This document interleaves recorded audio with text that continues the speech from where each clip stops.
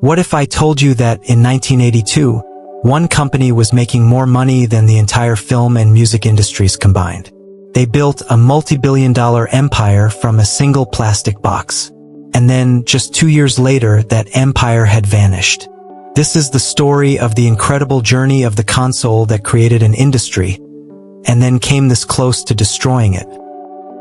Before 1977, the idea of playing video games at home was pretty much science fiction. The real action was in the arcades, those noisy, dimly lit halls filled with the sounds of coin-operated machines. This was the kingdom of a company called Atari. Founded in 1972 by Nolan Bushnell and Ted Dabney, Atari had already hit it big with Pong, a simple tennis game that became a global sensation. In fact, the very first test unit, installed in a local bar, broke down because it got jammed with too many quarters. But Nolan Bushnell, a charismatic engineer with a serious vision, saw something beyond the arcade. He dreamed of bringing that interactive magic into every living room in America. Sure, dedicated home Pong consoles were a decent start. They sold 150,000 units through Sears in the first holiday season. But Bushnell knew single game machines weren't the future. The real revolution would be a programmable system that could play an infinite number of games. The only limit would be the imagination of the developers. This was a wild, almost impossibly ambitious idea. And it was an idea that would give birth to a legend, the Atari Video Computer System, which you probably know as the Atari 2600.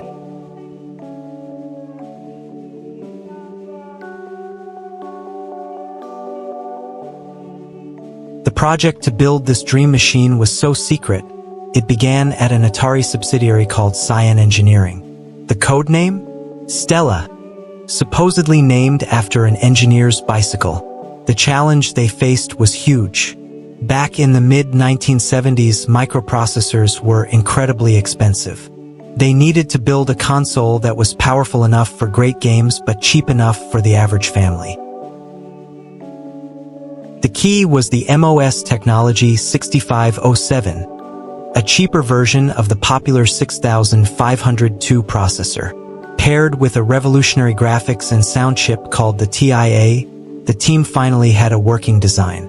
But the real game changer, the innovation that would define home gaming for decades, was the interchangeable ROM cartridge. Before this, home systems were stuck with whatever games were built in. Atari's idea was to sell a whole library of games separately. It was a brilliant business model, but it was incredibly expensive to develop. By 1976, Nolan Bushnell knew that to make Stella a reality, he needed a massive infusion of cash. After talks with Disney and MCA went nowhere, he found a buyer in Warner Communications, a media giant eager to get into tech. In November 1976, Warner bought Atari for $28 million. This deal gave Atari the $100 million it needed to launch the console, but it also planted the seeds for its future collapse. Bushnell, the visionary, had just sold his company. In September 1977, the Atari Video Computer System officially launched at a price of $199, bundled with 2 iconic joysticks, a pair of paddle controllers, and the game Combat.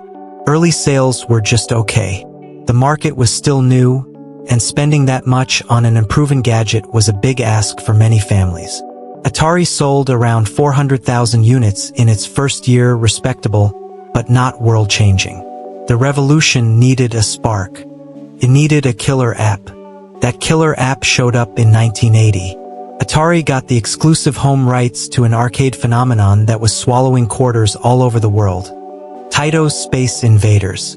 The thought of playing a genuine version of Space Invaders at home, for free, was impossible to resist. This was a turning point. Console sales doubled. In a single year, Atari sold over 2 million units, and Atari became the new word for playing video games. The hits didn't stop. Arcade ports like Asteroids and Missile Command kept selling consoles. But something else was happening. A programmer named Warren Robinette, working on the game Adventure, decided to hide his name in a secret room.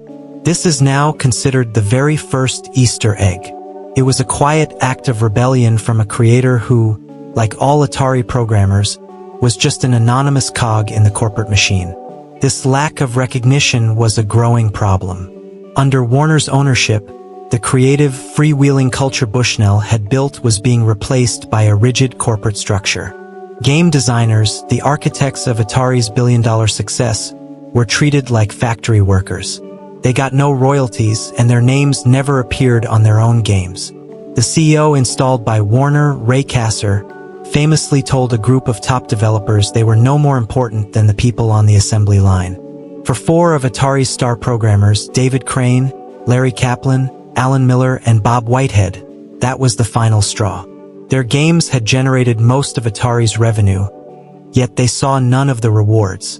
In 1979, they walked out and did something that had never been done before. They started their own company. Using their expert knowledge of the 2600, they began making their own games for Atari's console. They called their company Activision, the world's first independent, third-party video game developer. Atari sued to stop them, but the lawsuit failed. And just like that, the floodgates were open. Activision's games, like Pitfall, Kaboom, and River Raid, weren't just huge sellers. They were often better than Atari's own games. It was a huge win for creators, but it was also a critical step on the road to disaster.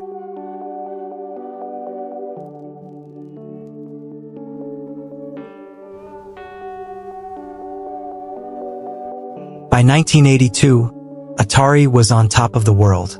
The company was worth over $2 billion and made up an incredible 70% of its parent company's profits. It was one of the fastest-growing companies in American history. That iconic wood-grain console was in millions of homes, turning living rooms into digital arcades. The brand was unstoppable, or so it seemed. The decision that allowed creative geniuses like Activision to thrive also opened the door for, well, everyone else. Dozens of companies, from dog food makers to chemical producers, jumped in to get a piece of the pie, churning out low-quality, copycat games. Store shelves were overflowing with cartridges, many from developers with zero experience or quality control. The market was becoming dangerously bloated. Inside Atari, the hubris was out of control. Management, believing their brand was invincible, made a series of disastrous decisions driven by pure greed. The first and most infamous was the home version of Pac-Man. Pac-Man was an even bigger global sensation than Space Invaders. Atari paid a fortune for the home rights, betting it would be their biggest hit ever. The job of porting the beloved arcade game to the 2600 simple hardware fell to one programmer, Todd Fry. On top of the intense pressure, Atari management forced him to use a cheaper 4-kilobyte cartridge to save money, even though a larger 8-kilobyte option was available. This meant he had to make huge compromises. When Pac-Man for the 2600 was released in 1982, it sold over 7 million copies. But for players, it was a massive disappointment. The maze was gone. The ghosts were identical, flickering blobs, and the iconic sounds were replaced by grating noises. It looked and felt like a cheap knockoff. It may have sold millions, but it severely damaged consumer trust. The message was clear. Atari cared more about profit than quality. If Pac-Man was a warning sign, the next big release was the fatal blow. In the summer of 1982, Steven Spielberg's E.T., the extraterrestrial, was a cultural event. Desperate to cash in for the holidays, Atari CEO Ray Kasser personally negotiated a deal for the video game rights, reportedly costing over $20 million. The programmer chosen for the job was Howard Scott Warshaw, the talent behind the hit game Yar's Revenge. Here's the catch. To get the game out by Christmas, it had to be finished in just 5.5 weeks. A typical game took 6 to 8 months. Warshaw worked like a madman, but the task was impossible. The final game, rushed to stores with no playtesting, was a confusing, frustrating mess where players constantly fell into pits that were nearly impossible to escape. In a move of stunning overconfidence, Atari manufactured over 5 million cartridges, believing the name alone would sell it. They were dead wrong. The game was a commercial disaster. While it sold some copies, millions were left on shelves, and retailers were furious about all the returns from angry customers. The public's faith was shattered. They'd been sold two of the most hyped games ever, and both were deeply flawed. Word of mouth turned toxic. People felt cheated and they stopped buying games. Retailers, stuck with mountains of unsold cartridges from dozens of publishers, started slashing prices just to get rid of them. The value of video games simply evaporated. The financial fallout was immediate and brutal. In December 1982, Warner Communications announced Atari's sales had fallen far short of expectations, causing Warner's stock to tank by a third overnight. By 1983, Atari was losing millions of dollars a day.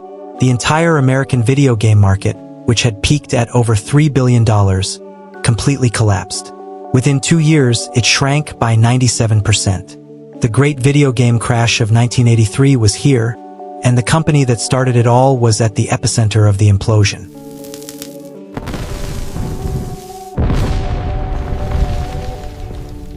The story of Atari is a wild ride of innovation, hubris, and what happens when you lose touch with your audience.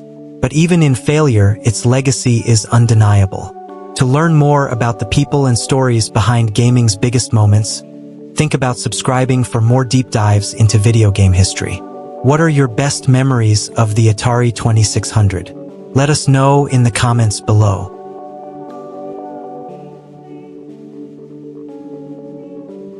The aftermath of the crash was a wasteland. The media declared video games a passing fad.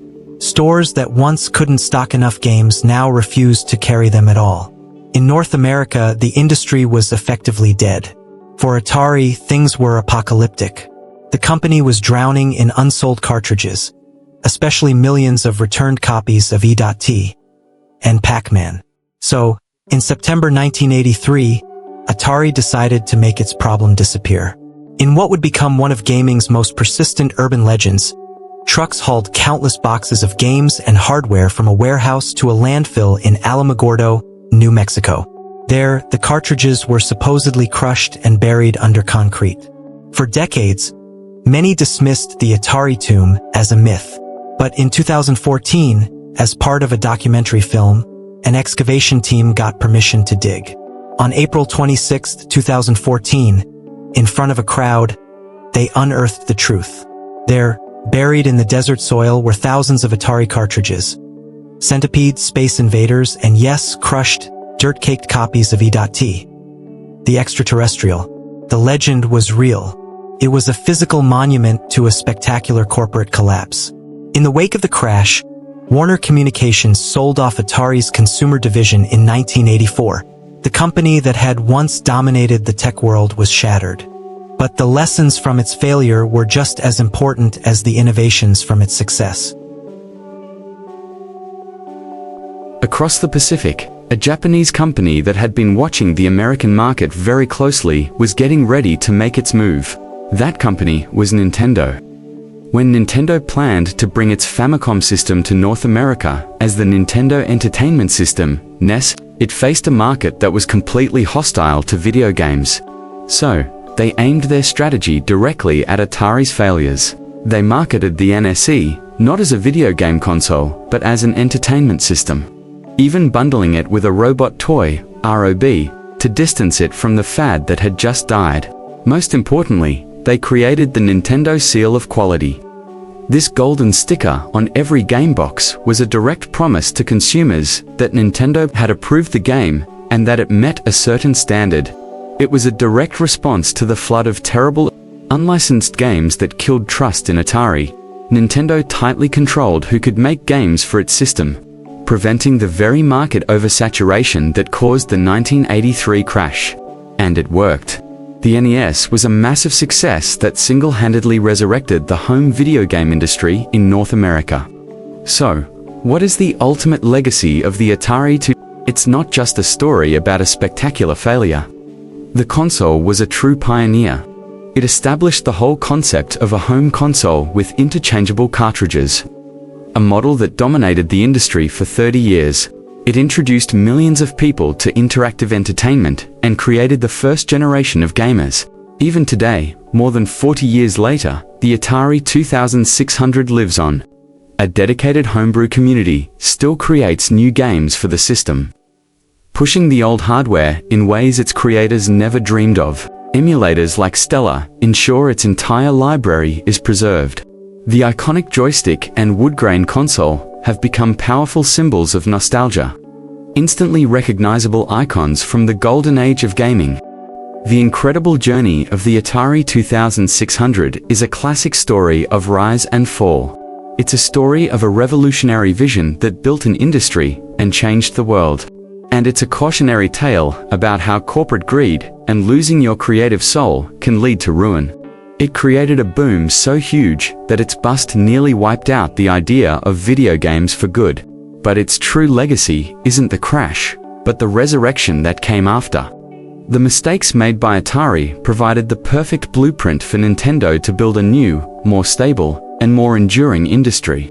Without the 2600's meteoric rise and its catastrophic fall, the world of gaming as we know it today simply would not exist. It was the trailblazer, the proof of concept, and the sacrificial lamb. All in one little box of plastic and silicon that remains one of the most important pieces of technology ever made.